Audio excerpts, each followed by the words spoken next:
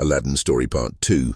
Aladdin showed the African magician the house, and carried the 2 pieces of gold to his mother, who went out and bought provisions, and considering she wanted various utensils, borrowed them of her neighbors. She spent the whole day in preparing the supper, and at night when it was ready, said to her son, "Perhaps the stranger knows not how to find our house. Go and bring him, if you meet with him."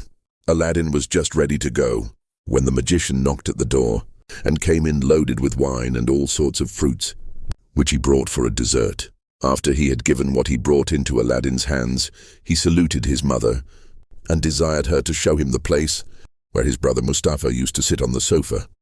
And when she had done so, he fell down and kissed it several times, crying out with tears in his eyes, "My poor brother, how unhappy am I, not to have come soon enough to give you one last embrace." Aladdin's mother desired him to sit down in the same place, but he declined.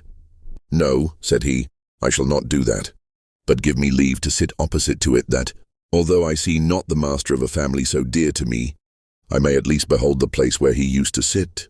When the magician had made choice of a place and sat down, he began to enter into discourse with Aladdin's mother. "My good sister," said he, "do not be surprised at your never having seen me all the time. You have been married to my brother Mustafa of happy memory. I have been 40 years absent from this country, which is my native place, as well as my late brother's, and during that time have traveled into the Indies, Persia, Arabia, Syria, and Egypt, and afterward crossed over into Africa, where I took up my abode.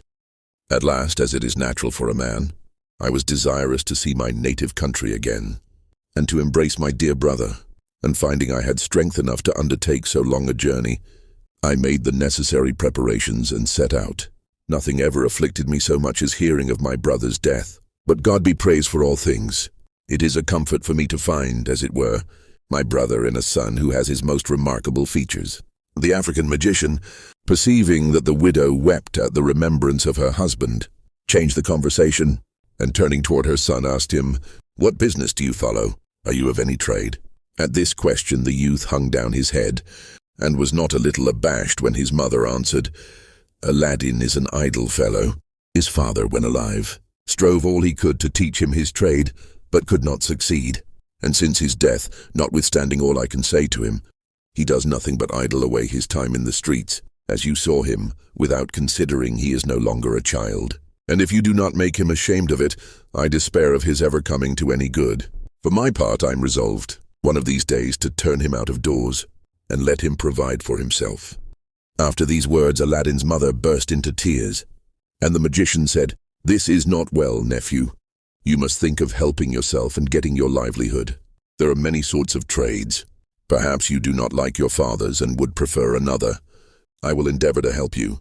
If you have no mind to learn any handicraft, I will take a shop for you, furnish it with all sorts of fine stuffs and linens, and then with the money you make of them you can lay in fresh goods, and live in an honorable way. Tell me freely what you think of my proposal. You shall always find me ready to keep my word." This plan just suited Aladdin, who hated work. He told the magician he had a greater inclination to that business than to any other, and that he should be much obliged to him for his kindness. "Well then," said the African magician, "I will carry you with me tomorrow, clothe you as handsomely as the best merchants in the city, and afterward we will open a shop as I mentioned." The widow, after his promises of kindness to her son, no longer doubted that the magician was her husband's brother. She thanked him for his good intentions, and after having exhorted Aladdin to render himself worthy of his uncle's favor, served up supper, at which they talked of several indifferent matters, and then the magician took his leave and retired.